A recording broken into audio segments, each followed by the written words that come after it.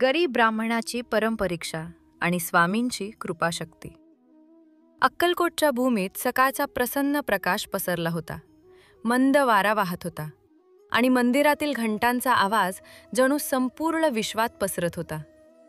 या शांत वातावरणात एक गरीब पण अत्यंत श्रद्धाळू ब्राह्मण राहत होता. त्याचं नाव होतं गोविंद शास्त्री. गोविंद शास्त्री अत्यंत विद्वान होता, पण त्याच्या अंगात दीनता, विनयशीलता आणि स्वामी समर्थांवरील अखंड श्रद्धा होती. त्याच्या घरी अन्न नव्हतं, घर चिखलाचं होतं, कपडे फाटलेले होते, पण मन श्रीमंतीने परिपूर्ण होतं, कारण त्या मनात स्वामींचं नित्यस्मरण होतं. तो दररोज अक्कलकोटला जाऊन स्वामींच्या दर्शनाला जात असे. त्याचं घर गावापासून 12 किलोमीटर दूर होतं, पण त्याच्यासाठी ते अंतर काहीच नव्हतं. तो म्हणायचा, ज्यांच्या चरणी संसाराचं ओझं उतरवायचं त्यांच्यापर्यंतचं अंतर कधी जड वाटत नाही. अशाच एका दिवसाचं हे वर्णन. गरिबीची कसोटी त्या दिवशी घरात धान्य नव्हतं. बायको म्हणाली, आज काहीतरी कर पाहिजे. मुलांना 2 दिवसांपासून नीट खायला मिळालं नाही. गोविंद शास्त्रीने डोळे मिटले आणि शांतपणे म्हणाला, स्वामी समर्थ आहेत ना, ते काहीतरी मार्ग काढतील. तो गावातील लोकांना पूजापुराण करून देत होता, पण त्या दिवशी त्याला कोणतीही बोलावणी नव्हती. पोट उपाशी पण मन भक्तीने तृप्त. तो म्हणाला, आज मी स्वामींकडेच जाईन, तेच माझे खरे पोशिंदे आहेत. स्वामींकडे प्रवास तो सूर्योदयाच्या वेळी चालू लागला. पाय अनवाणी होते, रस्ता खडबडीत होता, पण त्याच्या चेहऱ्यावर भक्तीचा तेजस्वी प्रकाश होता. चालता चालता तो एकच मंत्र जपत होता, श्री स्वामी समर्थ, श्री स्वामी समर्थ. अक्कलकोटच्या मंदिरात पोहोचला तेव्हा लोकांनी गर्दी केली होती. स्वामी समर्थ पिंपळाच्या झाडाखाली बसले होते. त्यांच्या चेहऱ्यावर तेज, पण त्यांची नजर मात्र अत्यंत करुणामय होती. जणू ते प्रत्येक जीवाच्या अंतर्यामी डोकावून पाहत होते. गोविंद शास्त्री त्यांच्या जवळ गेला आणि वाकून नमस्कार केला.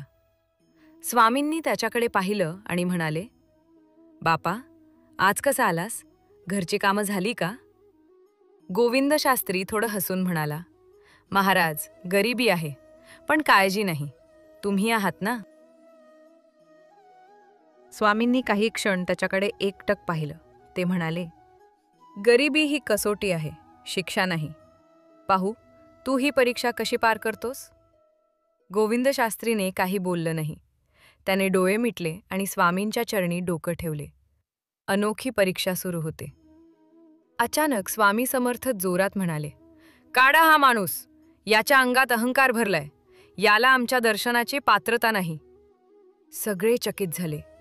गोविंद शास्त्रीही थबकला. लोकांनी त्याला धरून बाहेर ढकललं.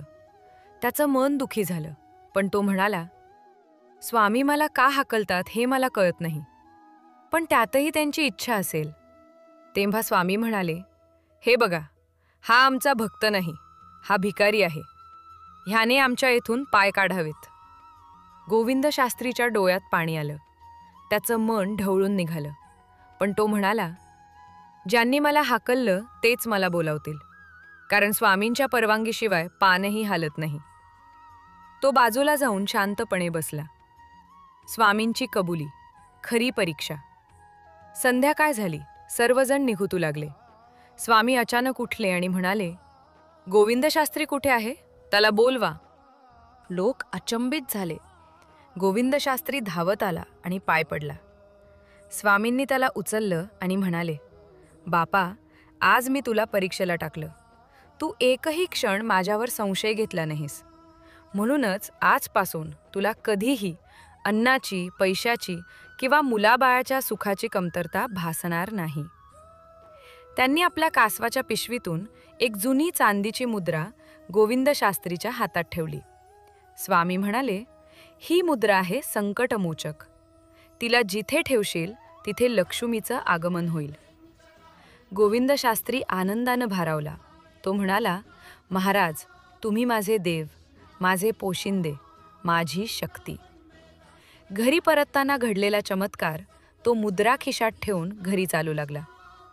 घरी पोहोचला तेव्हा त्याच्या दाराजवळ एक व्यापारी उभा होता. व्यापारी म्हणाला, गोविंद शास्त्री, काल तू मला पूजा केली होतीस ना, ही तुझी दक्षिणा. उशीर झाला, माफ कर. त्यानं एक मोठी पिशवी दिली. त्यात होतं धान्य, तूप, साखर, 50 रुपये, नाणे, मुलांसाठी कपडे. गोविंद शास्त्रीच्या डोळ्यात पाणी आलं. त्यानं मनातच म्हटलं, हे सगळं स्वामी समर्थांनीच पाठवलं. त्या दिवसानंतर त्याच्या घरात कधीही अन्नाची कमतरता राहिली नाही. तो भक्तिपूर्वक म्हणू लागला, स्वामी समर्था, तुम्ही इच्छाशक्तीचे राजा आहात. तुम्ही म्हणाल तर दगडालाही अन्नाचा रस निघेल. त्याच्या मुलांनी शिक्षण घेतलं, घर समृद्ध झालं आणि चांदीची मुद्रा आजही त्यांच्या घरात पूजली जाते. भक्त विठोबाची संकटातून सुटका आणि स्वामींचं अदृश्य रक्षण. अक्कलकोटच्या भूमीत भक्तांची गर्दी वाढत होती. प्रत्येकाच्या जीवनात काही ना काही संकट, समस्या किंवा वेदना होती. पण एकच आशा, स्वामी समर्थ हे नाव. आजची कथा आहे विठोबा नाईक या भक्ताची. तो अत्यंत साधा, प्रामाणिक, कष्टाळू आणि स्वामी समर्थ भक्त होता. विठोबा आपल्या बायको आणि 2 मुलांसह गावात छोट्या घरात राहत होता. तो रोज गावात राबून राबून आपला संसार कसाबसा सांभाळत असे. पण त्याचं मन मात्र नेहमी भक्तीत रमत असे. तो म्हणायचा, संसार म्हणजे गरजेची धावपळ, पण मन म्हणजे स्वामींचं घर. एका वर्षी गावात भयंकर दुष्काळ पडला. नदी कोरडी पडली, विहिरी खाली गेल्या, शेत पिवळं झालं. विठोबाचं पीक वाया गेलं. घरचं धान्य संपायला आलं. बायको चिंतेत म्हणाली, आपण काय खाणार, मुलांचं काय? विठोबा शांतपणे म्हणाला, अगं, मी स्वामींचा भक्त आहे. जगातील सर्व दैव आणि सर्व सुखदुःख स्वामींच्या हातात. तेच मार्ग काढतील. बायको म्हणाली, अरे पण आपण त्यांच्यापर्यंत कधी पोचणार? विठोबा म्हणाला, मनात स्मरण केलं की स्वामी स्वतः येतात. पण यावेळचं संकट वेगळं होतं. गावात 1 पैसा देणारा सावकार होता, चंद्रशेखर शेट्टी. तो विठोबाच्या परिस्थितीचा फायदा घेत होता. स्वामींची भक्ती पाहून तो नेहमी त्याची खिल्ली उडवत म्हणायचा, विठोबा, तुझे स्वामी तुला काय देणार? भक्तीत काय मिळतं? भाकरी मिळते का? विठोबा नम्रपणे उत्तर द्यायचा, मिळते की नाही माहीत नाही, पण मनाला शांती मात्र फक्त स्वामी देतात. सावकार हसायचा, शांतीने पोट भरतं का? हे बघ, माझ्याकडे ये आणि कर्ज घे, नाहीतर तुमचं घर जाईल.